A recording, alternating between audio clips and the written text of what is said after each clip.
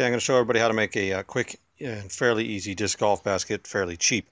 I made a bunch of these years ago. I made some modifications. These ones should be stronger than the previous. But I'm using, you need your basic parts. You're going to need a pole. This is a piece of 5-foot electrical conduit, the 3/4 inch size. I believe it doesn't really matter what size your pole is, as long as it's long enough. You could use, I got a piece of wood up there. That one would work perfectly fine too. You're going to need a hole saw that will drill a hole that this pole will go through. You're going to need a 2x4. I've already cut mine up here. This is 2x4 pressure treated. I figured it'll last longer sitting out in the weather. I've got 2 pieces here that are 18 for the top and 2 pieces that are 24 for the basket. Over here I've got tire chains. Now if you live in a cold climate, these are cheap. I picked these up at a yard sale for like $3 or something crazy. I've got 3 of them here, but you only need 2 really. It's the scrap of the 2x4 left over. You're going to need a screw gun, some screws, a couple of clamps that will fit your pole. These are ring clamps I happen to have, but I used hose clamps on the original and they work perfectly fine. Just clamp it on the pole. And then of course you're going to need a basket. This is one of the older baskets I had. I just cannibalized it off the old one that fell apart. So I've already got it folded up, but it's basically just wire folded up. You could use numerous other things. I was thinking probably a tire that you cut the top out of would be a pretty sweet setup. A bit heavier though. So those are the parts. I've got these cut already. So I'm going to put them together, put holes through the middle, and I'll get back to you with what it looks like after they've been assembled. Okay, I'm going to try and do this one-handed because I don't have anybody to help me with holding the camera, so sorry about the shaky picture. See, I've pre-started my screws, so I don't have to do it by hand, but each of these crosses is going to go together. I'm going to start with this 24-inch one. We're going to put them across each other. We're going to make sure they line up with the pole. Try to do this looking here. So they line up with the pole. And then I want these fairly square. It's not really rocket science, it doesn't have to be perfect. But then I want to have them fairly well lined up there. Pull this pole out, and then I'm going to screw them together. Hopefully get this lined up.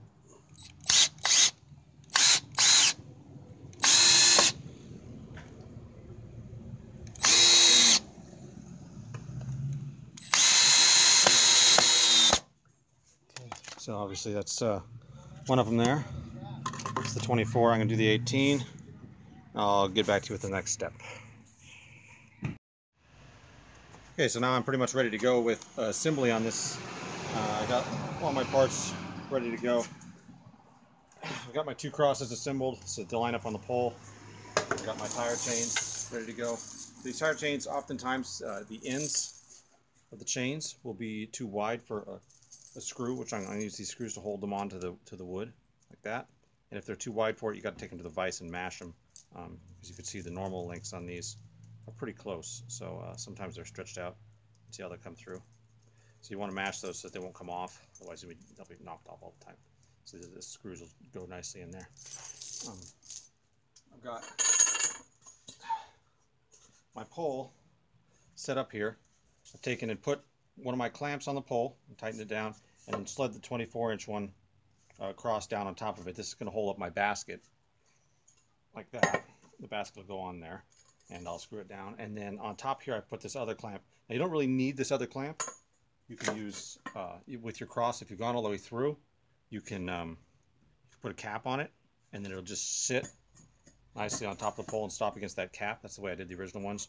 Or in this case, I just put the second clamp on there so it'll stay right there. And later on, if you don't like this moving or anything, you could just put a screw into it to tighten it up so it's kind of tight. So that's how it's going to go together. Now we're going to assemble the so that's the side. Take my chains, make sure they're not too twisted by holding them up. And the key to this system is that you can get these chains fairly cheap. If you can't find these cheap, you might as well go with regular chain, but you can probably use the same assembly. So when I put this on here, I'm going to put my chains across the cross like this, end to end, like that, so that so that they're nicely spread out. If I put them like this, they're too close together. So we're going to start by taking this one right in the center, screwing it in.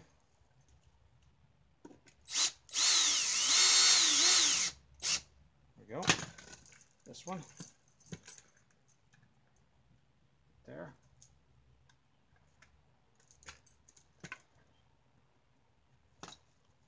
I hope this is coming out right.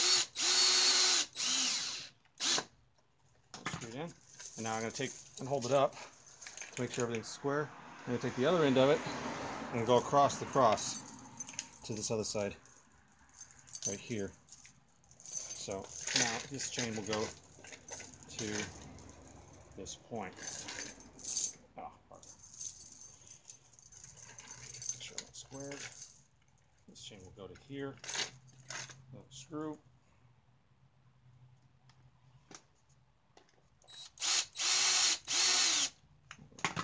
Flip this link over. Looks like I got it too wide down on the end. There we go. Chain there. This one will go right over here. Now you see how these are different lengths here, like this. You can shorten them up if you want, or just let it long. It doesn't really matter. But I'm going to just leave it. Actually, it looks like I can go to right there. It's very tight. I'm going to do that. It's not really critical, so put that there.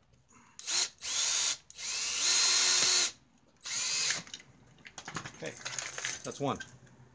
Now the other one, this one, is going to do the same thing. Right there, right there, the screw.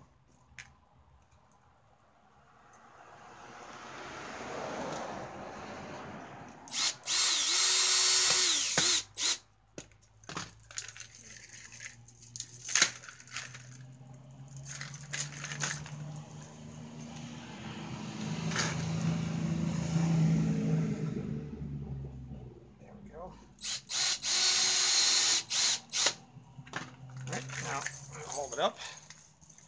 We go across to the other side. Keep my chain square. Go across to this side. I know, not twisted. This length will go here.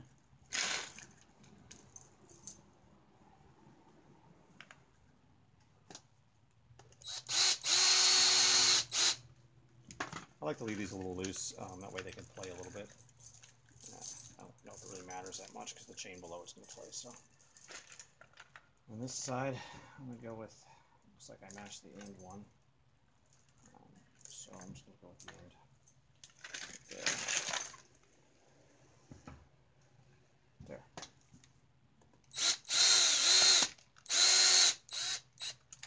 Okay, so there you go.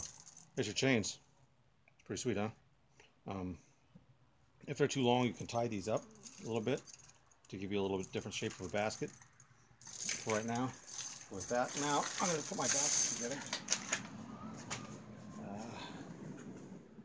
Where I put my staple gun. Pause for a minute here. Okay, I've got my basket out now.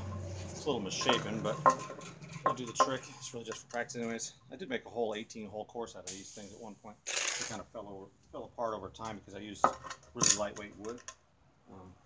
But I've got a stapler, just a hand stapler with some long staples in it. But this would probably be better if you had a one of the heavy staplers, like if you had the hand type staples. You can do this with that. Okay, here we go.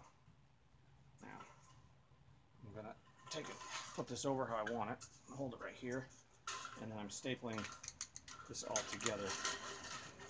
It's gonna be a little tough, but try and keep it centered and staple it together.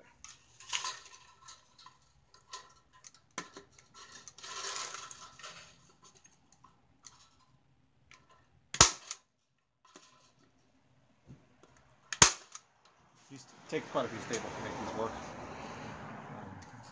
Get strong enough with these little staples. If you have the big, big staples, they'll last a lot longer. But for showing how this works, just put it together this way.